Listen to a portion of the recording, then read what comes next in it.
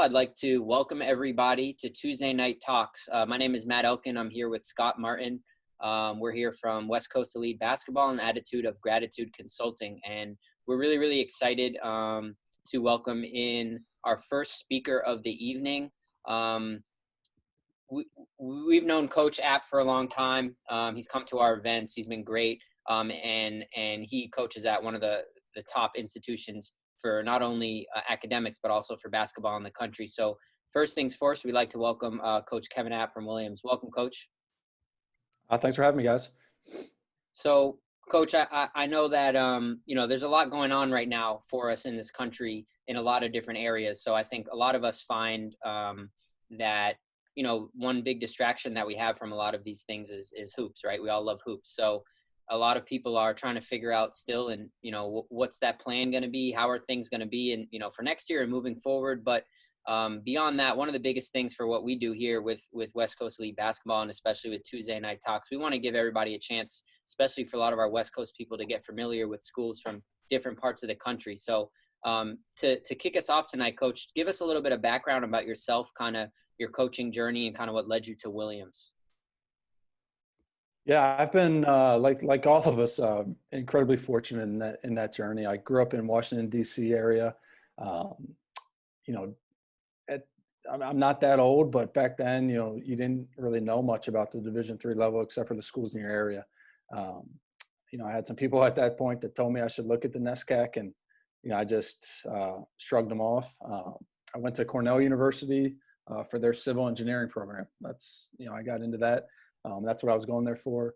I was fortunate that, my freshman year, they needed, essentially a practice player to come in and, do his best, just to kind of fill some drills and stuff. And they couldn't get rid of me for 4 years. So I had a, just phenomenal experience as a walk-on at Cornell with Coach Donahue. And, so he gave me that opportunity. And then, I used that civil engineering degree for a year, went back home, lived with my parents, I had a great job, but just wasn't, didn't feel excited to get up and experience that team dynamic I had for 4 years. And I was fortunate that, pretty late in the summer in July, Coach Mike Maker got the job at Williams College, and he and Coach Donahue had known each other from their time in the Ivy League as assistants. And again, fortunate that at that time Williams didn't pay a whole lot. They just had a little stipend for the assistants, and he offered me the job, and I went with it. And so I just had a great time with him. I got to see a head coach in their first year taking over a program and all the decisions that come with that. And that was a great learning experience. And I got to learn what high academic Division III basketball in the NESCAC and in the country was all about. Firsthand, which was, a phenomenal experience for me. After about 15 months, a position opened back up at Cornell, and I got to go back to my alma mater. The guys that were freshmen when I was a senior were now seniors. That team was incredibly talented, and I just went along for the ride, and we ended up in the Sweet 16 that year. When Coach Donahue left, I went down to Army West Point for 4 seasons, almost 5 years with Zach Spiker, and kind of helped him build that program there before getting the opportunity to come back to Williams 6 seasons ago now, which sounds crazy to say. But, so I've been, pretty privileged and honored to, be a student athlete in the Ivy League, and then have gotten to work in the as a coach in the Ivy League, Patriot League, and NESCAC now. Yeah, no, that's awesome. And so tell us a little bit about, what is it about Williams that, made you want to jump all over? Obviously, becoming a head coach is a huge opportunity, but what is it about the school, having worked there as an assistant and now being back as a head coach? Just tell us a little bit about the school and the program that you have there. Yeah, so we're kind of world renowned for being the #1 liberal arts college in the country. We are located in a small town in the northwest corner of Massachusetts.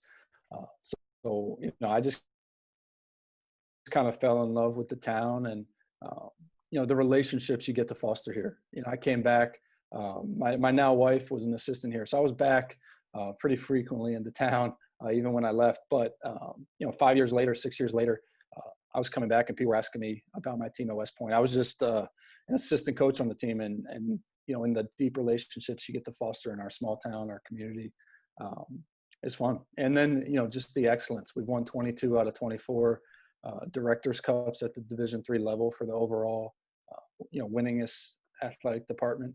So you're just surrounded by colleagues and professionals that are excelling in their teams and their fields. So it's just an engaging place to be a part of. So anywhere you can coach some of the best and brightest and excel and have success, and we're been fortunate to do that here at Williams. Plus my kind of connection and Coach Maker leaving and being my mentor and one of my best friends. It's in hindsight, it was a little crazy because they were coming off the national championship game and losing at the buzzer. Yeah.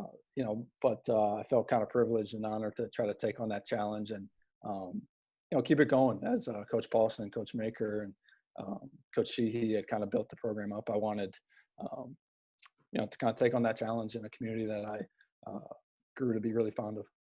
Yeah, definitely. No, and there's a great track record of guys coming from Williams and being head coaches, different levels, or going off to be assistant coaches. So I'm sure that's part of it. And obviously your players, #1 liberal arts school in the country, they're getting job opportunities and all that stuff. So, talk a little bit about your team currently and kind of, what are some of those kids doing? How do they balance their schoolwork and basketball in order to continue to have success on the court and in the classroom? Yeah, so I think in the recruiting process, we talk a lot about finding people that want to take on that challenge of doing, academics, extracurricular, and basketball at a high level, and that's why they come here, and that's what they do while they're here. We tell the story of Spencer Spivey from San Francisco. Yep. He's a sophomore starter on our team this year. We had our tip-off tournament. He starts Friday night. We play at 6:00. At 9:00 that night, he was performing with the jazz ensemble Wow. on campus. Was the lead jazz piano player in the ensemble on campus. Gets to bed, wakes up, plays another game, starts the next day. So we love that balance and guys to pursue different interests. Kyle Skadlock the year before was a senior and became really ended up majoring in art and became one of the key figures on campus, just using his art to tell stories about social justice. Again, that's who we're looking for is guys that want to pursue different interests outside of basketball, but try to compete for a national championship on the court and do the academic work to get that #1 liberal arts degree in the country. Awesome. And last question. Tell us a little bit about the league. Talk to us about what the NESCAC is, and what a great basketball and academic league that is to play in. Yeah, like everybody, you wish you could say really bad things about everybody in your league, so that. But unfortunately, we don't have that. I mean, it's you had Coach Brown on a couple of weeks ago, I think, and yep. Up until last year, I was the newest coach. We've had a couple turnover in the last year, so you have really strong programs at great institutions academically. In my 6 years, I think I was trying to do the mental math. Had 5 or 6 teams make the Sweet 16 or further in the last 6 years. I think 8 of the 11 I did have had one of or the greatest season in their program's history. So it's fun. Colby was one of those teams this year that went on a deep run the year before. Us, Amherst, and Hamilton were all in the Sweet 16. So it's just week in, week out. You're playing some high level basketball in fun environments, and and we feel the league prepares us, to make some noise if you're fortunate enough to get into the national tournament. But again, it's great people, great institutions. I felt this way in the Ivy League too. It's funny as you're rivals for 4 years, and then 3 years after graduation, you're on the same men's team in New York City or Chicago or LA, playing with each other and have that common, NESCAC or Ivy League bond or something. So, again, you got the small liberal arts colleges on beautiful campuses. You got a couple of the bigger universities in Tufts and Wesleyan, but it's a great league, great people, and it's fun to be a part of. Yeah, not to mention all those guys are probably making a whole lot of dough after they graduate Yeah. too. Yeah, I give them like 6 months before uh, start sending the donation letters. I'm surprised you wait that long. Yeah, Did I do. The college doesn't. But did you want, Matt? Was that a good segue to jump in? yeah, Wanting for to sure, show, for sure. Yeah, give us what you got. so I figured I could just show a couple minutes of some highlights from this year to get a little bit of feel for how we play, some of the things we're about, and then I had just one slide of some of the things we value as a program and what we feel we're working towards, type thing. So Awesome. I said I knew how to do this, so let me not mess it up.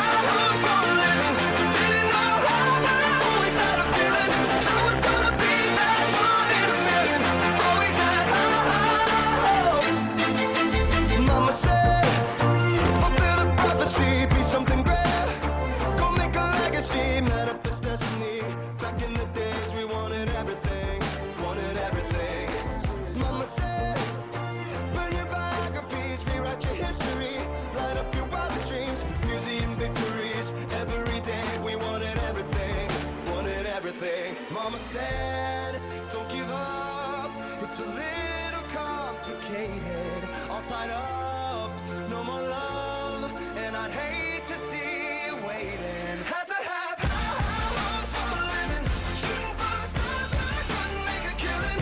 Didn't have a time, but I always had a vision, always had high hopes.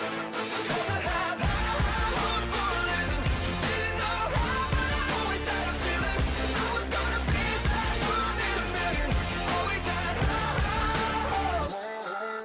Mama said, something for oddities, stranger possess. Ain't ever wannabes, winning the novelties that don't ever change. We wanted everything, wanted everything. Stay up on that rise, stay up on that rise, never come down.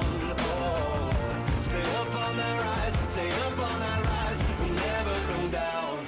Mama said, don't give up, it's a little complicated, all tied up, no more love, and I'd hate to see you waiting. They say it's all been done, but they haven't seen the best of me.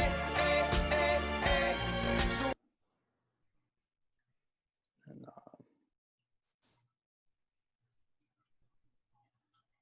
can you see this now? Yeah. Uh, so again, I thought, the highlights, actually number 31 was a West Coast Elite guy, Mickey Babick, who's just graduating. Yep. So he's, be working for LinkedIn up in San Francisco, actually. But again, as I said, what we're looking for at Williams is, we want to bring in a diverse group of talented individuals, with diverse interests, diverse all over the country, diverse backgrounds. And we want them and try to encourage them to become, the strongest individuals they can be.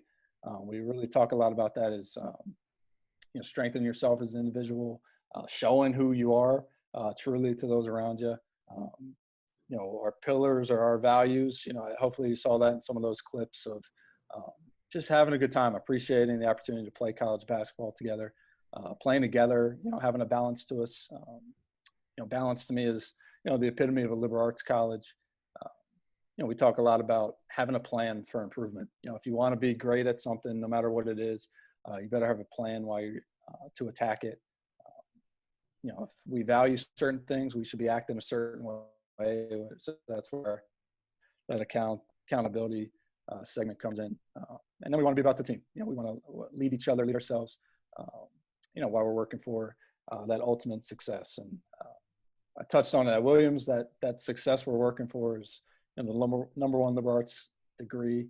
the number one athletic department in the country, 22 out of the last 24 years. Then our program itself, we've been to 8 Final Fours, 2 Elite Eights, won our NESCAC tournament 5 times. So again, that's all great. And I kind of put this graphic together for me, but that's the smallest part of the pyramid. I think sometimes middle of the season, that feels like the big one at the bottom. But we try to focus more on the individuals and the relationships. And if we approach it the right way, hopefully, we get to cut some nets down and have some fun on the success side of it too. So, I think that's our program in a nutshell. Very quickly, but some of the things we constantly are talking about, and hopefully, came across in some of those clips.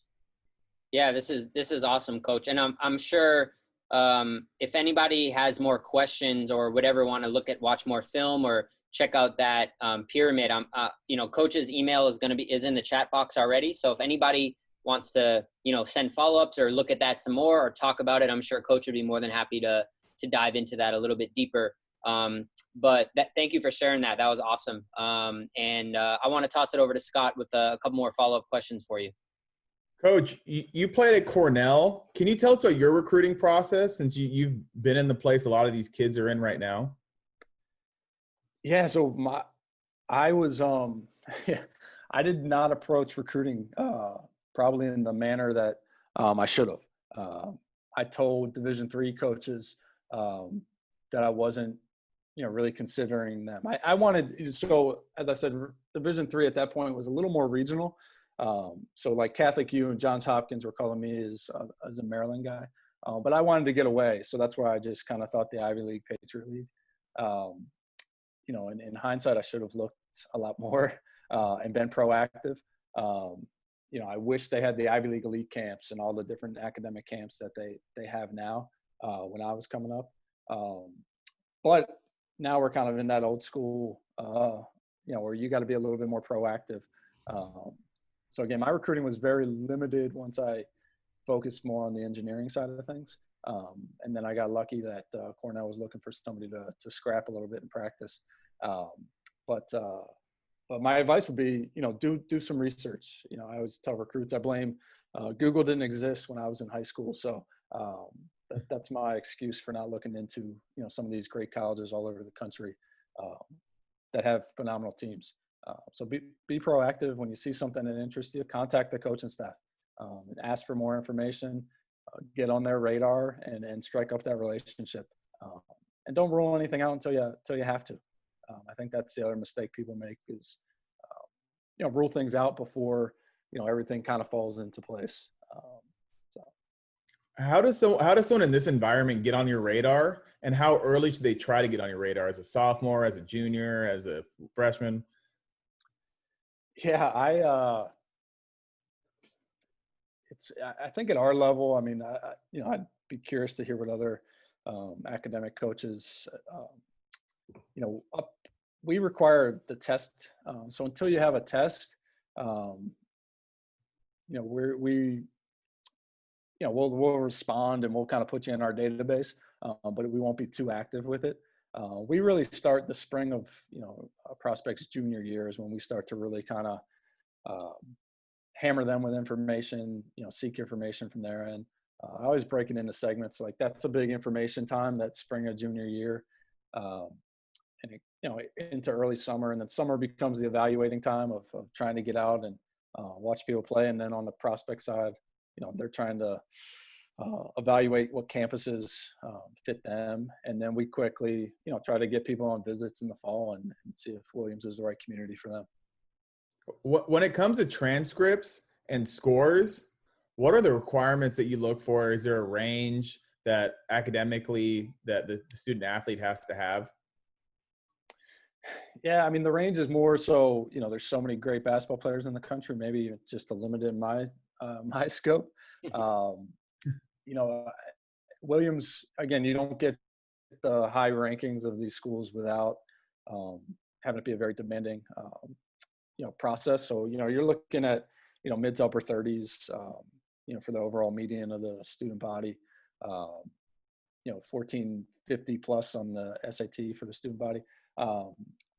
the benefit of a school like Williams is it is individual based. I mean, they are actively, I tell people all the time, looking for the right people. This year we're going to be test optional, so they're really looking at, all right, who is taking the classes to challenge themselves and doing well in them. And so they're looking at that rigor of taking academics seriously. So our admissions approaches it like coaches. They're not just looking for, the highest, board scores.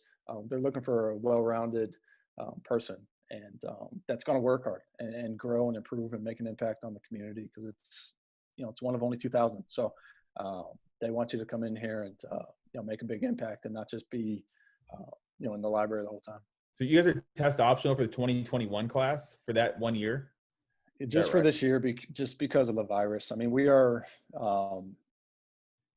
encouraging people to, probably still take it if and when they get a chance. But, Williams is making a lot of decisions just to alleviate people's kind of just not having freak out that they have to do something. So they've kind of changed some policies for this upcoming academic year. That's awesome. On the athletic side, is there any skills that you really value when you're on the recruiting trail in players? Is it size, a specific thing they do, anything special that really stands out to you? Yeah, I mean, we've tried to build our program around, versatile guys that can shoot the basketball. But I would say, the first thing is taken care of through the admissions process, and that's just intelligent individuals. And then, we want them to be the most talented they can be. And, we start with kind of the shooting, and then, maybe go to those second tier of athletic qualities. But, it's a very individual case by case. It's also sometimes at our schools who's interested and who can get in and who's good, and you'll figure it out from there. Like I said, that bottom of our program is, the best 14 to 16 individuals we can get here. And we'll kind of, figure it out from that group. I get this question all the time, and someone actually asked it tonight, is what's the big difference between Ivy League and NESCAC, like in the level of play? Since you've played there and coached there and did everything, probably good perspective. Yeah, the Ivy League I played in 10 years ago was very different than the Ivy League now. I mean, the Ivy League's turned itself into a kind of a mid-major league, I think. People always ask, it's such a fine line. It's a little bit of size, a little bit of athleticism, and that's really it.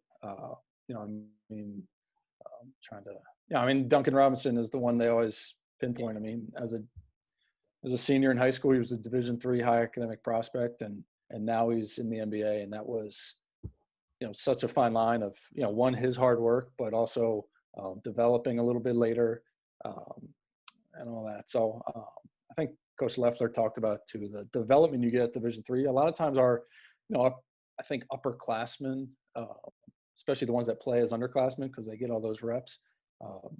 The upperclassmen All-Americans in the NESCAC and Division III can play, in the Ivy League and at any level, really. They're just good, talented basketball players. That's awesome. What do you guys do on the academic side to support your athletes on off the court?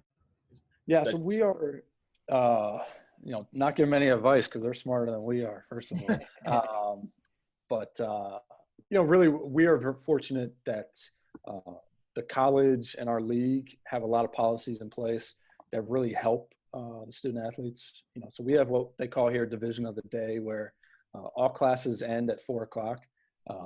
Even in labs. So, we start practice at 4:30 most days, and you're not kind of, jockeying between which classes you can or can't take. You can take anything, and we got that block for extracurriculars after that segment. The NESCAC plays, Friday evening, Saturday afternoon. So, we've had a couple seasons where, we've missed 4 hours of class time total for the regular season, just based on how the schedule worked and who we were playing. So, just not missing class time. And then the small community I touched on, we have just, some great professors that all live in town here that we'll meet with guys on Sunday at the coffee shop if they missed something if they knew we were going for a couple games. So they have some great, support system in place for that. We made the Final Four 3 years ago, and the first thing we did when we got down to Salem, Virginia, was Coach App was, proctored 7 exams down in the lobby. So, they're flexible when they need to be, but the structure of the college and the NESCAC, really allows our guys to not really miss much time. You touched on you guys play Friday evening and Saturday afternoon. How do you prepare for a back-to-back situation like that? Yeah, if you charted my technical fouls, I think they're all on Saturdays because I don't sleep. So, I mean, the guys, that's one reason we try to, balance being one of our values. We try to have a deep roster where, it's not putting everything on 1 or 2 guys' shoulders every game, where it's, if the 3 of the starters carry us Friday night, 2 of the bench guys can pick us up, on Saturday. So the years we have that depth, I think we're successful. The guys get used to it. I don't know. I tell them I'm exhausted after the weekend, and I just sit there and tell them what I see. They're out there doing all the physical part. So, we had a young team this year, and I think that's part of the adjustment that first year is learning how to mentally and physically, kind of conquer like a full weekend and not just one of those 2 games. So, but if you get good at it, that's how the NCAA tournaments run. So, again, I think maybe one of the things that could help us when we get to the national tournament. That's awesome, Coach. Well, we got about just under 5 minutes or so here. And again, just for everybody that's on here, Coach App's email address is in the chat. I also threw the link to the YouTube video. So if anybody wants to learn more, please, I encourage you guys to reach out to him and follow up. But with the last couple minutes we have here, Coach, I would be remiss if I didn't just touch on kind of what's been going on lately in our country. And if you feel comfortable, just what are some things that you've done with your guys in particular, especially since they're all kind of in different parts of the country? What's maybe one thing that you've done as a team to kind of open up the dialogue and have some conversations about what's going on, whether it's about the COVID or about kind of some of the protests that have been going on? Yeah, it's probably more what my team's done with me. I mean, I've learned more in the last 6 years than I thought I knew. And that's why, I think those of us that get to have this job of being a coach, it's such a rewarding profession because, a lot of times your players teach you as much or more than you're teaching them. So, we've had, the protest, first was last week, just checking in with the guys and seeing what they needed from me. I'm more on the side of sit back, listen, learn, and think, and but I know sometimes players need more than that right away. So I checked with them individually to see what they wanted to do. Did they want to hop on and talk about it? We've had a lot of guys that if their parents have led them, they've gone out and gone to some of the rallies and protests, which has been great. And they've been, I think it's one of the things I've become more and more proud of is that we've created a group that is getting more and more comfortable, having the conversations you have to have with one another to listen and learn and educate, whether it's, like I said, we got a diverse roster from all over the country, different religions, different races, different upbringings, socioeconomic backgrounds. And, when we approach that the right way every year, I think it's one of the most rewarding, beneficial parts of, being at a school like Williams and being on a team. Yeah, no question. I think all of us as coaches and leaders, we're in a really unique position. And I think, like you said, you learn just as much, if not more, from the people that you surround yourself with every day. And now is no different. So I know you got a lot of guys on the West Coast. I know you got guys, East Coast, everywhere in between. So, I think it's great that you guys are having those conversations. And I hope that other people here on the call are having those conversations as well. I think it's extremely important. So, Coach, can't thank you enough for being with us. Is there anything last that we didn't get a chance to touch on real quick before we wrap up that you wanted to mention? No, I mean, I think, these events you guys are putting on, these talks are terrific. Like I said, my biggest regret as a high school student athlete was not knowing um, just how many great options there are. And this is the time while you're sitting at home to learn about all these options and see if they're right for you. Some people want a city, some people want a small town, some people want, 12,000 undergrad, some people want 1,000 or 2,000. Figure out, what you want as a prospect. And these sessions are terrific that you guys are putting on. Like I said, I wish some of these coaches and programs and schools weren't as good.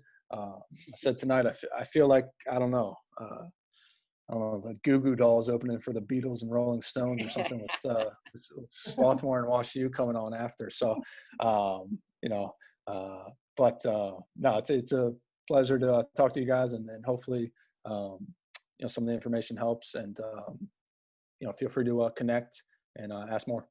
Yeah, no, definitely. We appreciate it, and we're hopeful that at some point, whenever that time is, that we'll be back on the court running some of our events. And as always, we look forward to seeing you at some of those events that we're able to put on. So first things first, Coach, please stay safe. Enjoy this time with your family. And we really appreciate you spending some time with us this evening. Much appreciated. My pleasure. Yeah, no, have a great night, and yeah, all the best, and hopefully get to be at an event soon. Yeah. All right, cool. We'll see you soon. We're Coach. West Take Coast care. Elite guys. Got to reload. I know our only one graduated. We had 3 LA guys. Now they're all Gotta North. get it going. We got three NorCal guys now. So Time for the re-up. All right, Coach. We'll see you soon. Take care. all right.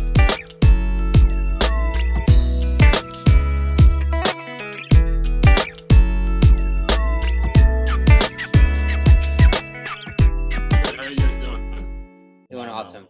Appreciate it. Well, we're really excited to introduce our second speaker of the night from Swarthmore, Coach Landry Kosmalski. Coach, first things first, thank you so much for spending some time with us tonight. Yeah, glad to be here. Thanks for having me.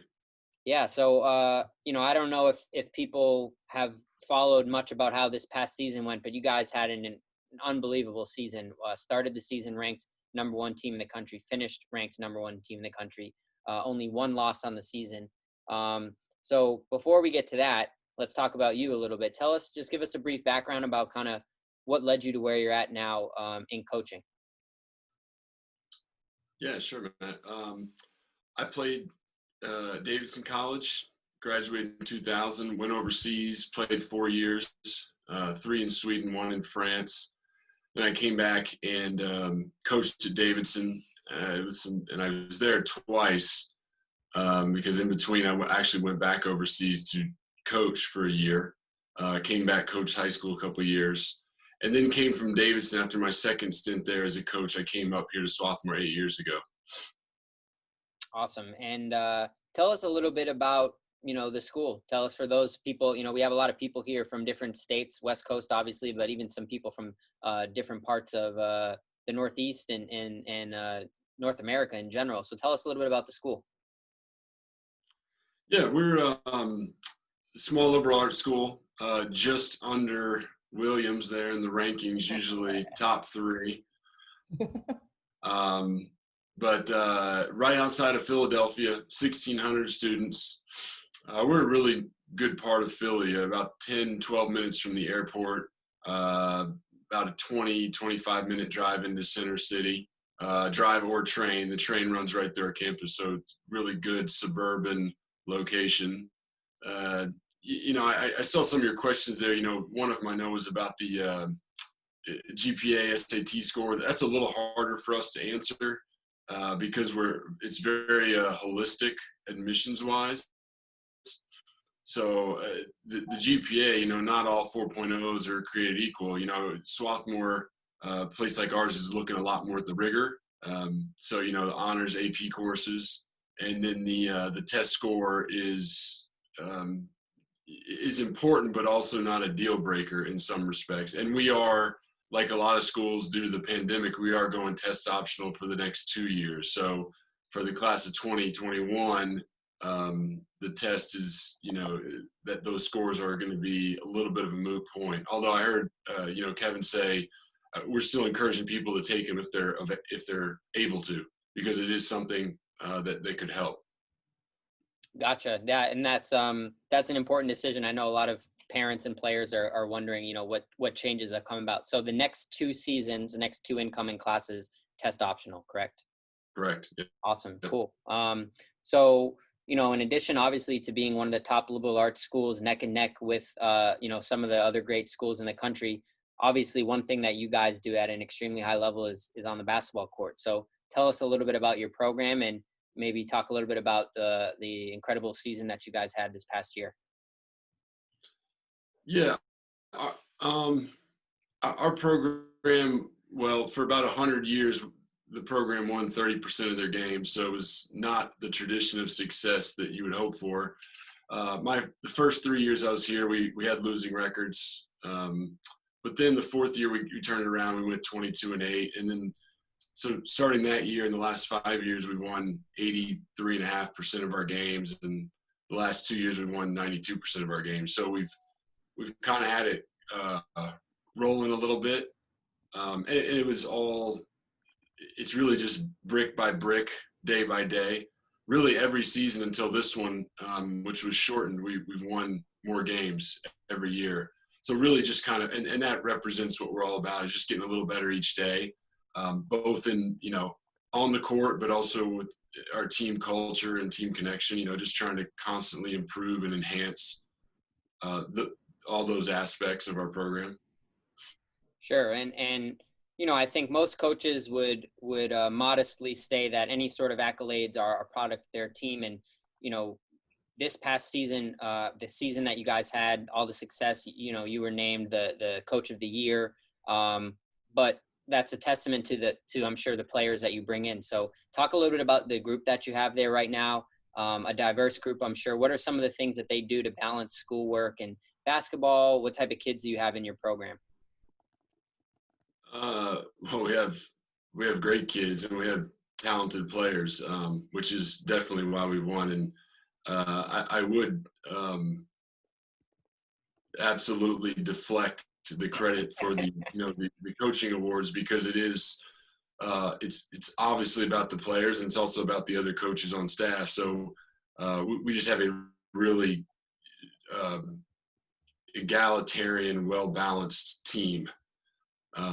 So, as far as the kind of guys we have, I think I heard Kevin say it, a place like ours, you have to be passionate about both academics and basketball. You can't just be passionate about one, because it'll affect the other. I learned that lesson at Davidson, and, we've used it when recruiting people here. If you want to be around really smart, intellectual people and you want to learn for the sake of learning, Swarthmore will be a really stimulating environment for you. And likewise, on the basketball court, your teammates, we don't recruit any jerks. It's one of our policies. So we sniff that out in the recruiting process. So you do know when you're coming here that you're going to be around guys you either like, and it doesn't mean you have to be best friends. Generally, our guys are really tight, but definitely people you respect when you come in the locker room and you get on the court together. But those two things, I think that is how we've recruited. It is going to be probably the most challenging experience of your lifetime, or of your life up to this point. So we don't sugarcoat that. We say it in the recruiting process, and that scares some people away. But then the people we want, that gets them really excited, and that they end up, usually liking Swarthmore and possibly coming here. Yeah, no, definitely. That's and normally I would toss it to Scott, but I wanted to just really quick follow up. So you mentioned in the recruiting process, sniffing out a kid that might be a jerk. Just curious, without giving into specific examples or anything, what are some things that, for a kid, whether it's in a conversation or something you watch, that, you'll cross that guy off your list? What would be an example of something that, through that process you say, yeah, this kid is not a fit for us at Swarthmore?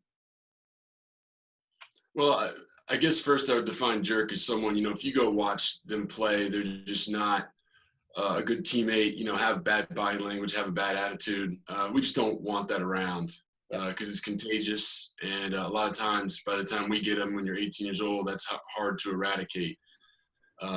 So that's the first part of it. But then I would say along with that, you know, in conversations on the phone or again, watching body language when they play, um, we want people who are not self-centered, you know, people who are selfless, humble, good teammates.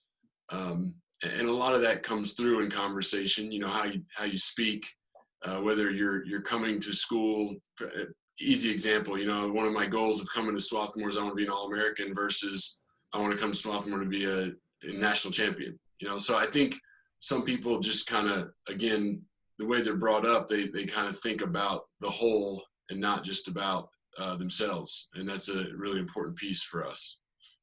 Yeah, definitely. No, that's really, really important. I appreciate you sharing that. All right, I'm going to toss it over to Scott for a couple more questions for you, Coach.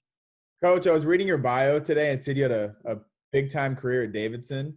Could you talk to us about your recruiting process and why you chose that school? Yeah. Well, the big-time adjective is debatable. But I had I guess, successful career at Davidson, but also Davidson was just a really good fit for me. So as I was talking about, I was happy in the classroom, I was happy socially, and that carried through to on the basketball court. So I was able to, you know, play kind of at a high level because I was pretty balanced and fulfilled. But my recruiting process was, you know, still kind of murky. I can't really get a clear answer out of Coach McKillop, and I also don't know if he remembers because it was a long time ago. But I always felt like I was a backup because I didn't visit till, you know, like October, and he said no, that wasn't the case. But my final three were Harvard, Cornell, and Davidson, and I had visits scheduled all of them. But I visited Davidson first. You know, Saturday. It was Friday, Saturday. I called Coach on Monday and committed, and I canceled everything else. It just seemed like a good fit for me. And I would say, I think nowadays we definitely have, I think anyone watching, you have the problem of, you know, TMI, too much information. I had very little information. I knew it was a good school. I watched a couple of practices. I liked the campus. That was good enough for me, you know, and it ended up working out well. So I do think that's every coach that's going to get on here is going to talk about fit. I think that's the number one most important thing when you're trying to decide on a school. Find a place that fits you in as many aspects as possible. What made you go into coaching from playing? You know, my mom will tell you I always was going to go into coaching. I don't remember it that way. I mean, I definitely loved basketball. I mean, growing up, my dad played in the NBA. Not when I was young, but he had played before I was born. So my brother and I played. We loved it. You know, we did all the AAU. Our dad coached us. But I didn't really think about coaching as I remember it until my last year playing overseas. I was in France. I'd been in Sweden, which I loved. I went to France. Great experience, but also a little on the slow side because I was in a small town. So in that small town, only American on the team, I had a lot of time to think. And, you know, just kind of started getting excited about the next step and having ideas. And, you know, I actually still have this little French lined notebook that I started putting my ideas in, which, you know, now is more than comical because I did not know a damn thing. But, you know, that's where the engine gets started. I think that's where I started getting excited about it. Oh, that's awesome. What does the future hold for Swarthmore? Obviously, had a great year this year. What's the next step for you in the program?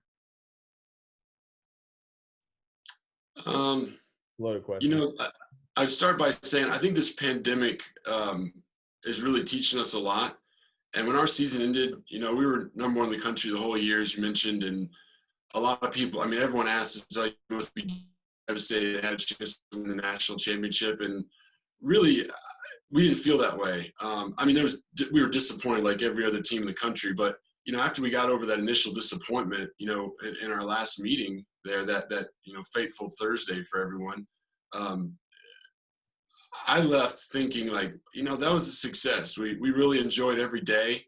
I think our guys were super connected and very enthusiastic and focused every day, practicing games. And it just made it really enjoyable. So I think going forward, you know, I think a lot of our lives, we think about, winning the championship or finishing, first in the league. I think we're going to keep focusing on having fun every day, because everything takes care of itself. The success is a byproduct as long as you're staying in the present. That's so true. How does a player get on your radar in this climate? Obviously, there's no camps, there's no tournaments, there's really nothing.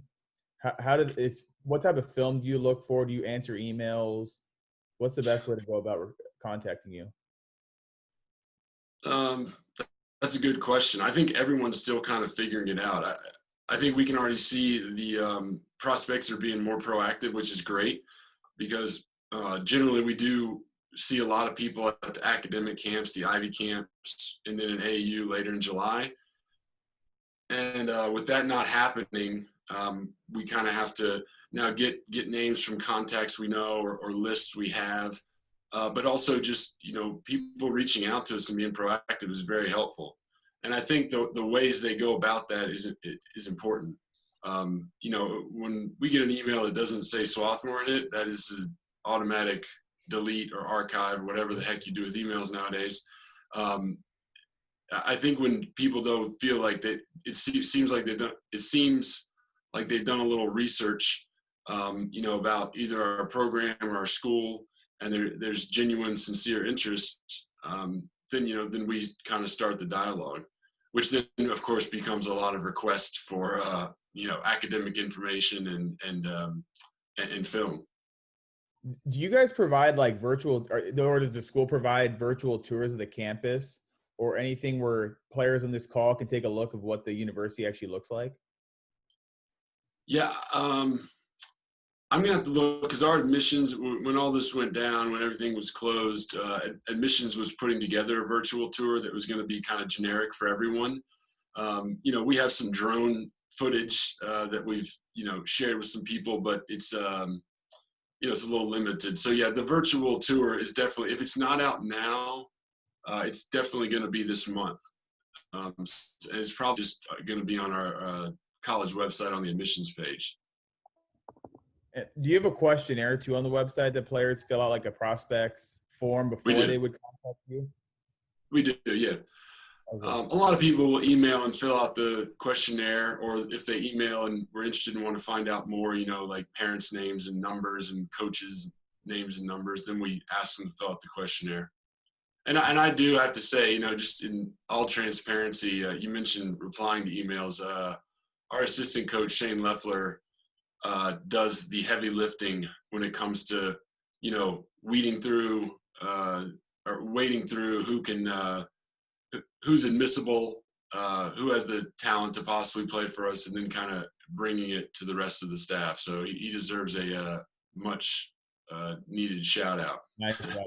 I like it. Well, that's a familiar last name for us, as we had his brother on our show not long ago, and that was, obviously the team that you had played earlier in the season and beat, and then was a team that had given you your first loss of the season.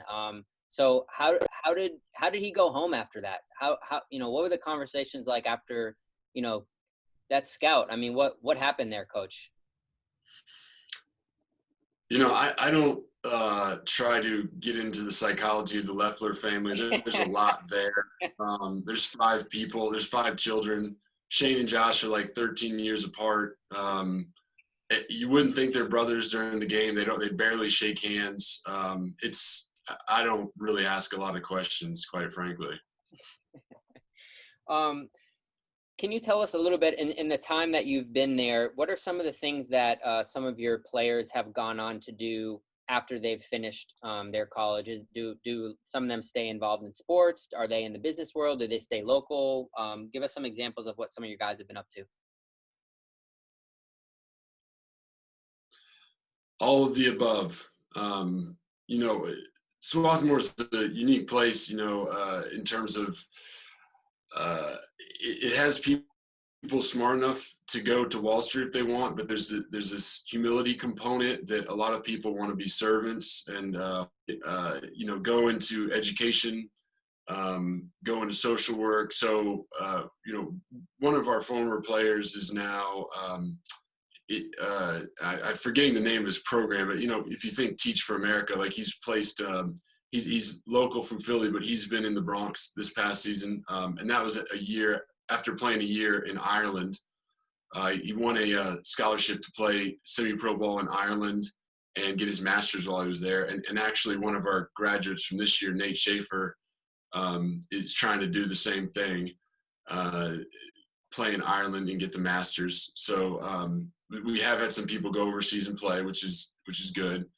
But then, yeah, I mean, it's everything. We had someone working with Deloitte in DC. We have a few young alums with Goldman Sachs. We have Harvard Law, Georgetown Law, someone going to Yale School of Management. So yeah, and these are all, again, guys that have been out the last 5, 6, 7 years. So I always tell people, the Swarthmore diploma is a little bit of a master key. It kind of opens every door you want once you graduate.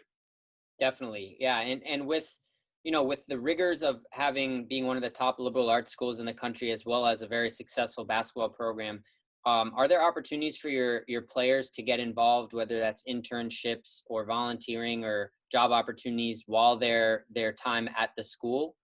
Is that kind of a big way that they're able to pursue some of those opportunities after they graduate? Yeah, I would say internships especially. It was eye-opening when I got here how there is just this culture of, between your sophomore and junior year, people are definitely trying and they're very successful, high rate of success. But then especially after junior, senior year, once they figured out through their studies, what career path they're hoping to take. Career service office is great. The alumni network is incredibly helpful and supportive. And we've had some people do something I would have never thought about doing in college. They're doing it by the time they're 20 years old, which of course, as I know now at my age, that, then when you're 22, want to get a job, that's on your resume.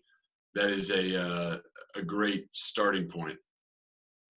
Yeah, no, that's true. I know Ryan Silver always talks about the 40-year plan, and obviously many of the people on this call are going to be thinking long-term when they make their college decisions. So it's obviously extremely important that alumni network, those job opportunities, and being close to a major city like Philadelphia, it's pretty important. So, we got just a few more minutes here, Coach. Again, if anybody has questions, Coach's email is below in the chat.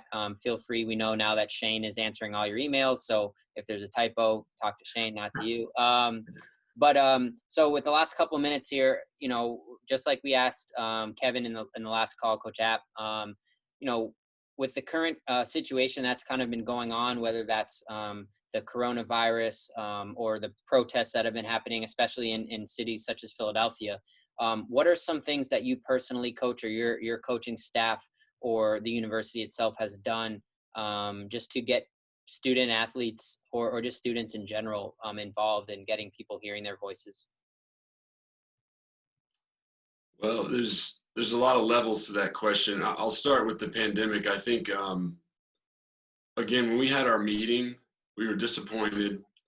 Really, I think mostly it was sad to see our two seniors, Zach Odell and Nate Schaefer. This is our last day with them, just rather abruptly. That was really disappointing and devastating. But even by the end of the meeting, we were already talking about, having the right perspective, and that overall we were very fortunate to have been together, but also that just for having our families to go home to, and some people are not as fortunate in these trying circumstances with the virus. So, I think setting the perspective is, I think, helped all of us and kept us engaged in what's going on. I think then when you talk about what's going on now with the protests, I think it's really important to remember, and we did have a team call yesterday about it, and people shared, which was helpful. I think sometimes you got to have the difficult conversations right now. But I think it's just important to remember for all of us, this is not a political, racial issue. Even this is a justice issue, and I think it's something that has been going on a while. Whether we're talking about police brutality, but it goes deeper to just general inequities in our society, and we're all a part of that, and we all want to do our best to make it better. If we haven't been doing it, then we need to start right now. And fortunately, Swarthmore, just based on its founding philosophy, is very involved with social responsibility, social justice. And our team knows a lot of players on our team came here for that reason. But also we know we need as a team to do more. And we want to make sure we're speaking with our actions more than our words. And we're figuring out right now how to do that better going forward. So I think that's something we all need to, look in the mirror and figure out, are we helping this problem, or are we hurting it by doing nothing or ignoring it? So, perilous times in our country, I think it's very important that we all get involved and try to make a positive change. Yeah, no, that's definitely great. And because of your proximity to Philadelphia, where I know there is some protests, have there, it's different now because a lot of students are not on campus, but has there been anything specifically right on campus, or are people more gravitating towards the main protesting that's kind of happening in the downtown area? For now, it's happening more in Center City. I know there have been some in surrounding areas close by us. So, again, I think people are they want their voices to be heard. It's been unfair for too long, and peaceful protest is the best way to go about it. But again, we got to continue it going forward. So yeah, but it mostly in our area, closer to Center City. Awesome. And now, is that, you mentioned that's kind of one of the philosophies or the values of the school as a whole. Is that something that you discuss at all in the recruiting process? Just someone having a mindset of social justice, or is that stuff that typically comes up, or not necessarily? Not necessarily, and that's, I think, something, again, we need to be more proactive about it. It's a important tenet of the college, and people will reach out about it because it really appeals to them, but it's not something we have actively discussed in the recruiting process, which we need to start doing, because we want people coming here being aware of what's going on around them, and again, be willing to make a positive impact in whatever way they can. Yeah, no, definitely. I agree. And I appreciate that. That is a really cool aspect of the school. So, I think before we let you go, Coach, obviously we're extremely grateful for you staying up late tonight. I know we spoke earlier and had some kids screaming in the background, so I'm sure you're ready to go to bed also. But any last words or anything we didn't touch on that you want to just talk about briefly before we head off here? Yes. We talked a lot about our school, and I think in a nutshell, you can say that we have elite academics and we have the competitive basketball. But I think what separates us a little bit is uniqueness about our school and program. First, the academic environment is again very unique in its in how collaborative it is. I think a lot of people in high school, especially nowadays, are in competitive environments, and those can be really unhealthy. And our environment here is very collaborative in terms of not emphasizing the result. We don't track GPA. First semester, freshman year is pass-fail, all the classes, and it just carries over into everything, how the professors do group work. So I think that environment for people who love to learn for the sake of learning, I think it really appeals to them. And then likewise in our program, that's kind of trickled down to us, where we don't really put a lot of emphasis on the result. We're kind of more about being who we want to be, and just really being connected. So if you've ever watched our games, you'll see our bench is very energetic. Our team is really connected. Our body language is usually very good. That's just something we take a lot of pride in, and I think it's something that's allowed us to separate ourselves a little bit.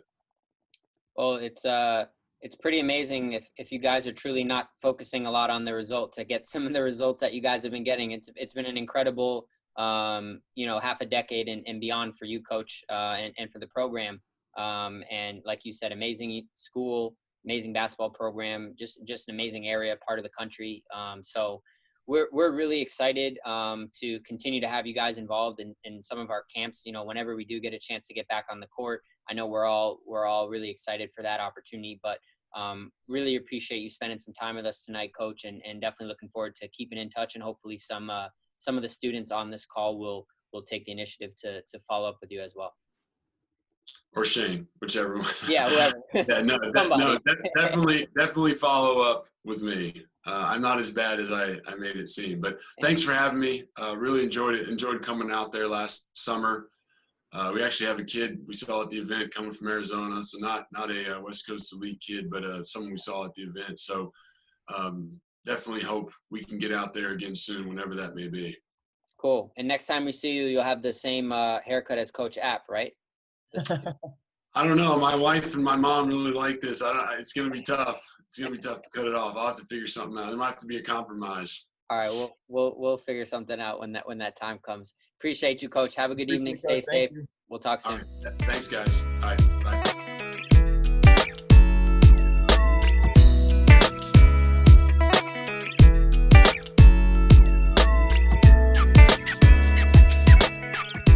I think after 2 months of this, I'd have it figured out, but apparently. Wow, this is big time. This is high level right here. Backdrop, beer. That's one of the better ones. That's one of the better ones we've seen. Can you hear? Well, two things I know for sure, and I've enjoyed listening to Landry and Kevin, but I'm the least talented with the worst hair tonight, so maybe I fittingly go last, I suppose. That's why I have a hat on. Mine's definitely worse. Well, we'd love to introduce Coach Juckem from Wash U, another really incredible liberal arts school. That's kind of been the theme of tonight, and just an incredible guy. And we've been extremely lucky to have him and some of his coaches attend our events regularly. So first things first, Coach, thanks a lot for being here with us tonight. We really appreciate it. And before we dive in a little bit more, just give us a quick background kind of about you and kind of what led you up to now your time here at Wash U. Yeah, thanks for the opportunity again. It's my journey. I grew up in Wisconsin, and kind of in the obviously people who follow basketball. Tony Bennett is from kind of this city near where I always would go to his dad's basketball camps. His dad was head coach at Wisconsin Green Bay, and then University of Wisconsin later. So kind of growing up, I would go to his camps and kind of followed. And so my upbringing or my preparation, I think, was heavily influenced by the Bennetts, and particularly Coach Bennett's father. I played at a small liberal arts college in Wisconsin. I was just okay. It was a place I could play. I loved it. And, fortunately, I stuck around. I wasn't sure what I wanted to do. I student taught. And while I was student teaching, my head coach invited me to help out that year. And I think like many of us saw the game from a very different perspective. I think when you're playing, you don't realize always what happens behind the scenes. And I just remember going and being blown away by the amount of time coaches put into planning a practice. The planning process took longer than the practice itself. Yep. And it just kind of, I was struck by that. And I know when you're done playing, you really miss it. I was fortunate enough then to get a high school teaching and coaching job. I taught psychology, economics, history, was a varsity coach at 22 years old, thought I knew it all. I really knew nothing. I was really ill prepared, but kind of jumped in. And as I look back, I think it was really beautiful for how it worked out, because I had to figure a lot of things out, and really enjoyed my time, and went back and just kind of worked through the profession. I went back and I was an assistant at my university for 6 years, and then got a head coaching job at Coe College in 2005. And I've been a head coach now at 3 different universities, 3 different unique types. I've been at a small liberal arts school, similar to what I attended. I've been at a large regional state school, University of Wisconsin Oshkosh. And now I'm at Wash U is not a liberal arts school. We're a national research university. So now being at a place like this, I've had three unique. I've loved each one of them. I feel like I belonged at each one. But obviously, I'm thrilled to be at a special place like WashU right now. Yeah, no, that's awesome. And you know, obviously you bring a great deal of experience here. You're not new to head coaching by any regard, over a decade of experience. So that's really awesome. So talk a little bit about what attracted you so much to WashU. What was it about, you know, leaving one head coaching position to take a new head coaching position at a place like that in St. Louis? Well, it wasn't something necessarily I was, you hear it all the time, advice to coaches, like, make the big time where you're at. And I had a great situation. I was back coaching kind of near where I'm from. The program was really doing well. My last year there, we lost in the national championship game, and had everybody back. So we were really in a really good position. But, I think ultimately, WashU was a school that was on my radar from a connection I had previously. An administrator when I was at had come from WashU, and we had a couple times had gone down to St. Louis and interacted actually with my predecessor here, Mark Edwards, and it really opened my eyes. And I remember coming back, and this was maybe in 2007, and telling my wife, like, this is the job someday. Like, I've got to get going. I've got to get a lot better if I'm ever going to have the type of resume, let alone the chops to get this job. And fortunately, it's worked out. I've been very fortunate. I heard the other coaches talk about the talented players that make us look really smart, and I've had a slew of those guys at all my stops and here as well. And they've challenged me. They've made me grow, and they've certainly made me look a lot smarter. But, I think ultimately WashU, a place, a renowned elite academic school with a chance to compete for national championships. I think there's not a lot of places out there that combine those two things to the level that we can. Yeah, for sure. And for some of the people, I know we have people in all different states and even some people from outside of the U.S. here. Tell us a little bit just about kind of the league and the competition that you guys play. And you guys are in a very unique situation. We've been lucky to have some other coaches from your league on, but tell us, just for those that are familiar, tell us a little bit about the league and kind of how that works for you guys. Sure. And our league is the UAA, University Athletic Association. And it is, unique's a great way to describe it. I know you've had some of the other coaches from our league on. Unique aspect is how spread out. Our footprint spans, some of the great cities in our country. Obviously, we're sitting in St. Louis, Chicago, Atlanta, New York, Boston, Cleveland, Pittsburgh. Someone who's been on plenty of Midwestern bus trips in his coaching career and playing career, I was fired up to coach and to travel into some of these areas. And, I just look in the last 2 years when we played in New York, this year we stayed at right by the, Times Square, World Trade Center Memorial. I know our hotel room this year, I looked out and I could see right at the memorial. And I just remember just like, it took my breath and like, I can't believe that, this is where I'm at. And we're actually here, this is part of my role and part of my, my position. It's a fantastic, it's a bunch of like-minded institutions. It's a really good league. I think this past year, our league was ranked second, by the measures. And coincidentally, I think the cool thing about we're at here in St. Louis is we're sitting right in the midst of the Power Division III with the Wisconsin State League, which is in the CCIW, which are typically the top 2 or 3 leagues in the country. So this year, the top 3 leagues, we're right in the midst of that. So even when we play outside of our conference, we're playing against the best out there. And then we get into conference play and we get to play against talented players, great coaches, and some of the best cities. It's really hard to beat. It's been a blast. Yeah, no, definitely. It's an amazing conference. Like you said, has some incredible cities, and just the fact that you guys get to travel to all those places it's almost like a Division I experience in that regard, I would say. So I wanted to pull up this video here that you had sent me, Coach, just to share, to give people a little bit of taste of what WashU basketball looks like. So let me share my screen here. Give me 1 second.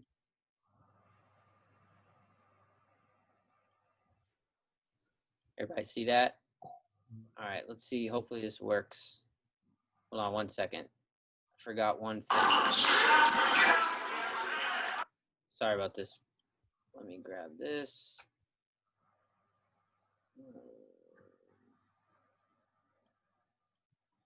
All right, let's try this. Did that work? Sorry guys, let me just bear with me for 1 second. I apologize, Coach, and everybody that's on here.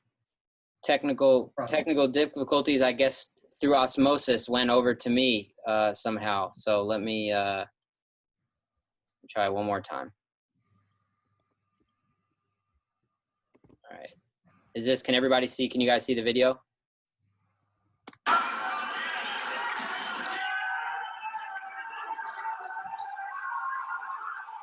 Steal of the game in this half. The lob to Hardy. He flushed it home.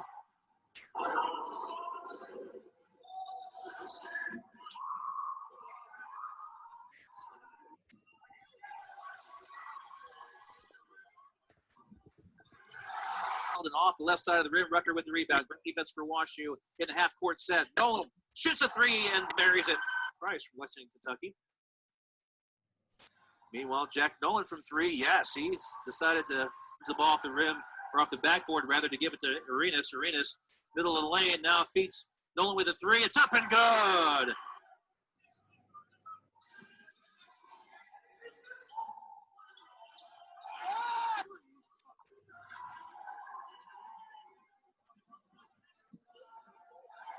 It feeds Hardy down the lane. Jams it home.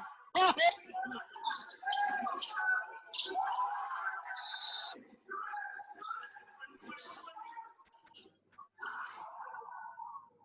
On in this first half. Great feed to Rucker. He jams it home. Again, I guess more importantly, how important is it to the successes? Well,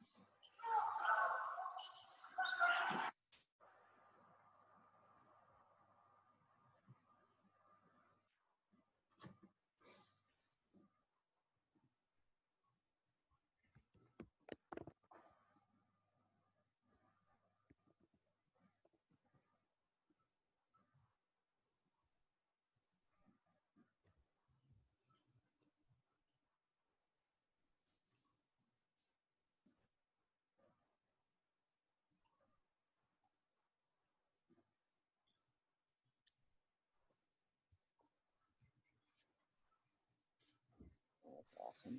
I'm gonna pull this back because I skipped this part. So this was the beginning of the video that you guys didn't get to see. So it just gives you a quick sense of some of the success, obviously. But awesome, that was great. Well, I'm clearly not going to be a video coordinator anytime soon. I couldn't figure that out for a while. But anything you want to talk about? Clearly, you guys shoot a lot of threes and dunk the crap out of the ball. So that was fun to watch. I'm glad you didn't show the edit of all of our misses this year. Well, you didn't send me that one. Convenient, yeah. we missed a few shots, but now something, and as someone who's played and coached his entire life at the Division III level, I guess now I laugh when people don't respect the talent that is at the highest levels of Division III. And I think part of that is just, again, to show, and certainly with Landry and with Kevin and all the coaches that you had on and their teams, man, there are so many talented players that, many had opportunities to play at the scholarship level and chose our institutions because maybe it was the blend of high academics and athletics, the balance, who knows? But there's a lot of really talented players at our level. And it takes that. If you're going to compete and win, championships and compete at the highest level and compete for a national championship, that's the quality, that's the bar you have to cover. So, like I said, I've been fortunate at all my stops to have talented players with a growth mindset. And I think that's what here now I've been here 2 years, and I've really enjoyed about our WashU players is the depth. They're very curious. Some of the conversations that I walk into rooms with, they're in, and I'll just sit back and listen for a while.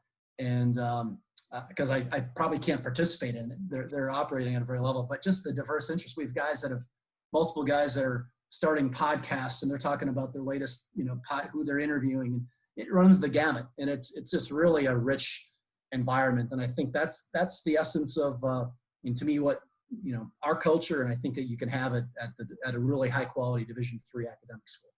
Yeah, no question. That's awesome.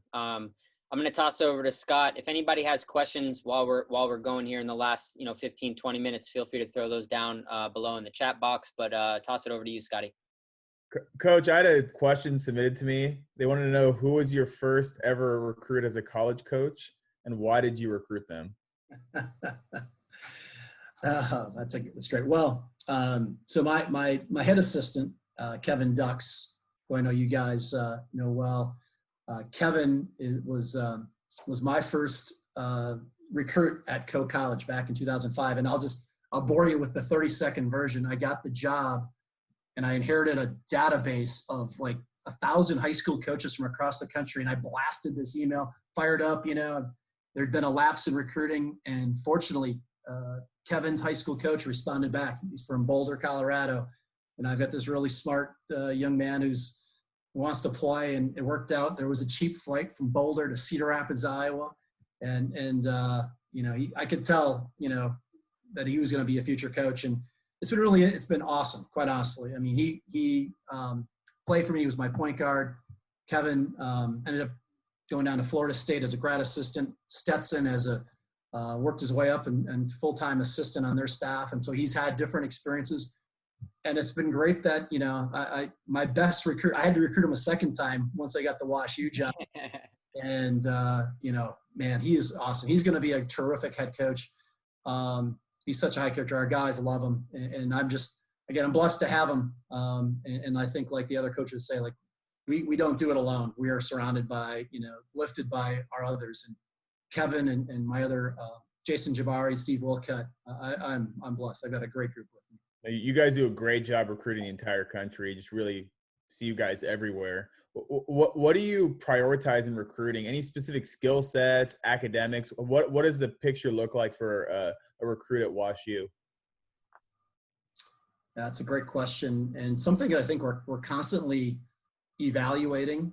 And I think this time, this pause, the pandemic particularly, has allowed us to really dig in. Now that we've been at, like I mentioned, I've got different backgrounds. I've been at different types of institutions, and came most recently from a large regional state school.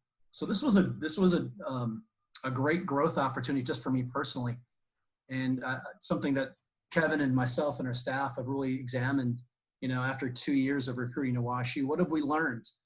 How can we improve our process? How can we improve our evaluation? It's really allowed us to dig into that on a little deeper level.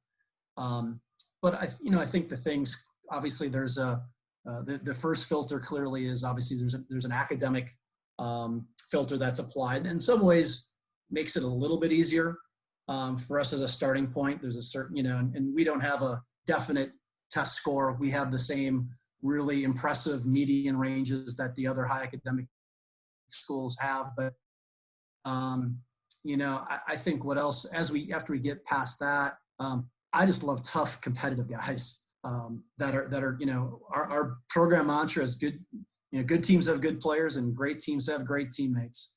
And I guess we get less caught up in all the measurables. I mean, there's a standard of ability that's necessary, of course, but I want tough, competitive, passionate guys that are hungry. And if we get a group of those guys, I feel like we can go to battle any place, anytime with anybody. And so I think that's something that I'm always looking for. And I think with our style of play, quite honestly, we play, we're run motion and more conceptual offense.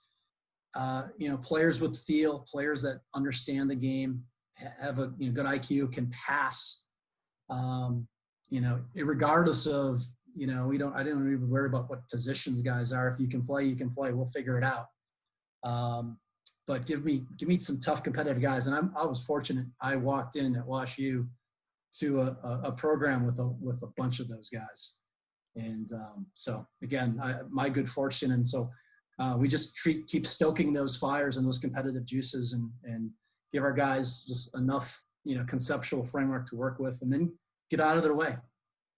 Do you look at the high school program they come from at all? Like higher level leagues, better academically? How does that play into the process with you?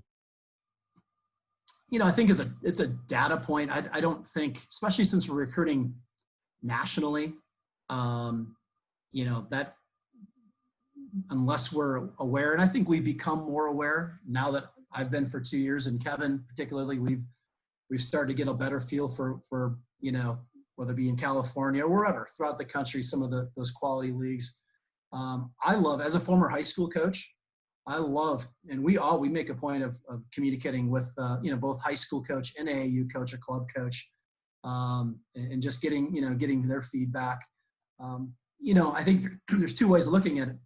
Those guys that come from great programs, they've been really coached up, and that helps maybe with their transition. But sometimes guys that didn't come from good programs, there's a little more upside there. So you know, like recruiting is, we'd love it to be more scientific. It's not. It's you know, it's much more art than science. But that's the fun part about it. And so I just love, you know, I think the fun part for me personally, it always has been this way, is just connecting with young men, their families, help them through the process. And you know what? Ultimately, if WashU is the best fit, then we're going to be really excited to hopefully get them through the gates. What does the recruiting process look like, especially in this environment? How should players be reaching out to you? And do you have your players preferably go early decision 1? Do you have early decision 1, 2, regular decision?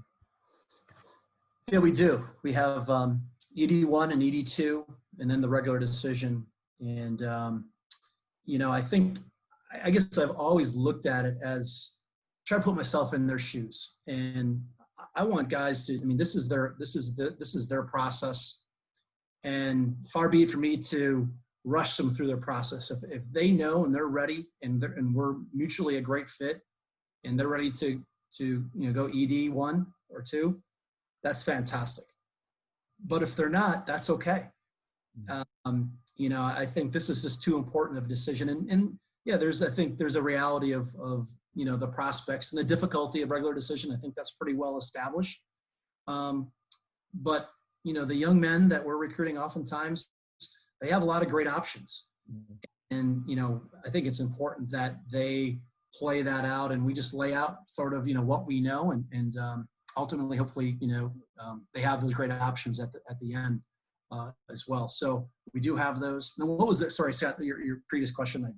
How do they get in contact in this environment? How is the best way for players to get on your radar? Is it sending highlight films, game films, filling out your questionnaire? What do you guys respond to? Right.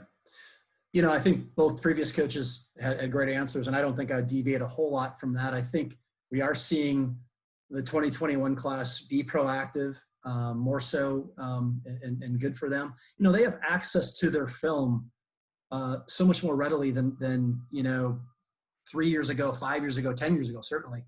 And that's really helpful. And I love, you know, the personalization. I think one thing that helps is now that for most of them, and maybe not some of the kids in the East Coast yet, but a lot of them are done with their semester or closing in. If you can include your transcript, if you can include your test score, for us, your classes you're taking your senior year, those are really helpful. And I think streamlines the process. Like I said, I like to reach out to and our staff, to the coaches. So if they have high school coach and their club coaches, you know, email address or cell phone numbers, contact information, include that. I think that's something, because we're typically going to ask for that. So, but be proactive. And I think, as the other coaches said, you know, there's nothing wrong with that. And even if they don't hear back from us right away, I'm embarrassed I wouldn't tell you what my inbox looks like. I've given up trying to keep people under control. But if a coach doesn't get back, in a reasonable time, you hit them up again. Who knows? It may have been lost, or you get delusion. Something goes on that day and you don't get to it. So to not feel that they can't follow up on that. Coach, we have a lot of people on this call that are from the West Coast, obviously, but we also have a lot of kids that are on the East Coast. Can you just talk a little bit about what it's like being kind of in the middle part of the country? What, obviously being in Wisconsin and now in Missouri, just talk about what it's been like from some of your guys, because you also get a lot of guys from different parts. So what is that experience like going far away from home or to different parts of the country for college? Thanks for asking that. And I think that's because we're in that flyover area, and I know a lot of the kids on this and the prospects are from the coast. I think, we included a little bit of a plug for St. Louis in that video. I think our campus is a unique blend. We're sitting in sort of that blend between urban and suburban. Yep. And we have, and I think that appeals to a lot of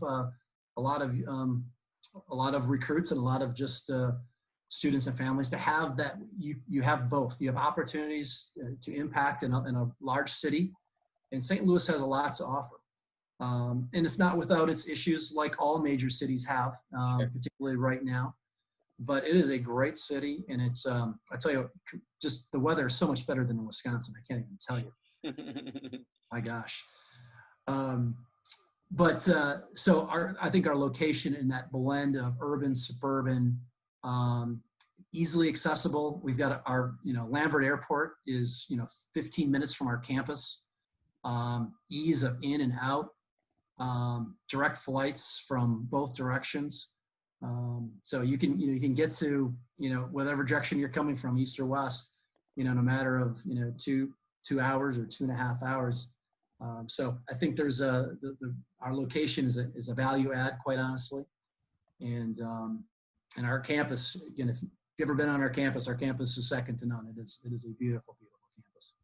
Yeah, no question. A beautiful campus. Obviously, I think you got a little sense of that in the video that we saw. So, with the last couple minutes that we have here, Coach, it's kind of obviously been the topic of conversation, not just tonight, but, nationwide. And, I wanted to just ask you, you mentioned being in the middle part of the country, but also being close to an urban environment and having players from all different backgrounds.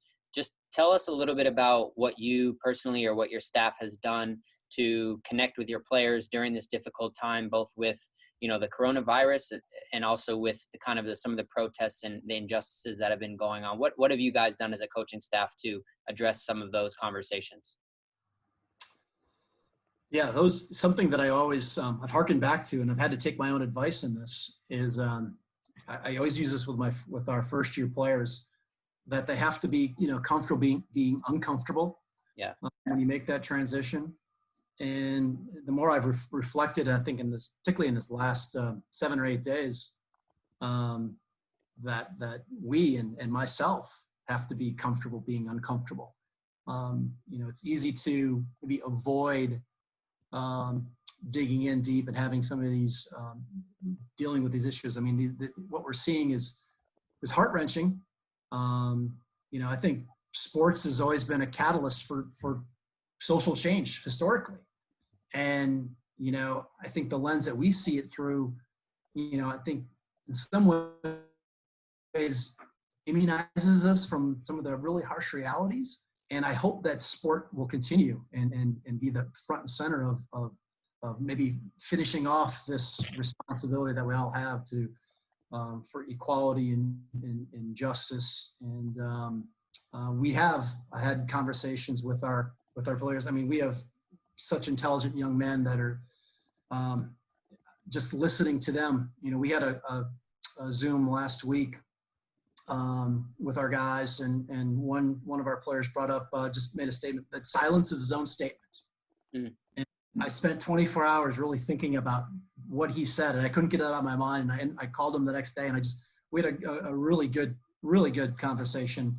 And he mentioned to me that 3 or 4 others of his teammates had called him after that Zoom to ask more about that and dig in. And I love that. And I think that's the special quality. And that's why we ache, to get back together as a group, as a team, not just for the basketball part, but really for everything else, the community, the being connected. And we have some really challenging issues that I think we have an opportunity to improve upon and make impact, together. So excited for that, but realize that there's a lot of heavy lifting and a lot of uncomfortableness that we have to get through. And that's okay. That's going to be part of the process. Definitely. Yeah, no, 100%. And, you're, like you mentioned, you have some really intelligent, mature, young people that you get to be around every day. And those people come from all different parts of the country. And now they can go back to their communities and hopefully be able to bring some of the values and lessons that they've picked up back there. So I think it's extremely important. And I'm glad you guys are having those conversations. I think what you said, being comfortable, being uncomfortable, it's so key right now, just being able to have those conversations and open up that dialogue. So thank you for sharing that, Coach. Well, before we head off here, is there anything that we didn't get a chance to touch on or anything you wanted to discuss before we kind of sign off here for the evening? Yeah, well, just first of all, thanks again for the opportunity. I think what you're doing, and now that I think this is week 5, and I'm sure families and prospects around the country and the world are benefiting from this. I have a 17-year-old son as well, so I'm also approaching this as a father and trying to get him to utilize this time to investigate, to think more deeply about what he wants to do and what's important to him. That's something that I ask recruits early on in the process is, what's important to you? What are you looking for? And it's okay not to have it's okay not to know. It's okay, and likely whatever that is going to change. We all know that. But this pause that we have, and, we do have, I think the silver linings are things like this that you guys are doing. The connectedness that we're developing through Zoom. I've talked to more, whether it be my team or recruits or incoming guys in a way that maybe we wouldn't have otherwise. So there are some silver linings coming through here. And, I do think that we are, at WashU here, in a unique place where, you can attain a great and incredible globally, elite degree and compete for a national championship and do it with high character teammates when it's all said and done. I think this is the last thing I'd share. I went to a wedding of a former player of mine. Actually, when I was assistant. This is a guy who played for me in 2003 and 2004. He got married this fall, right before our season. And so we had a very successful couple-year run. All his teammates came back, and it was great that it happened right before our season. I remember, sitting back at the wedding as we were sharing stories and God knows what else. This is why. This is the why behind this. And in that group, we had, an All-American, a guy who won the Jostens Award, which is the most prestigious award in Division III. We had guys that never played. We had guys in between, and you wouldn't know, and nobody cared.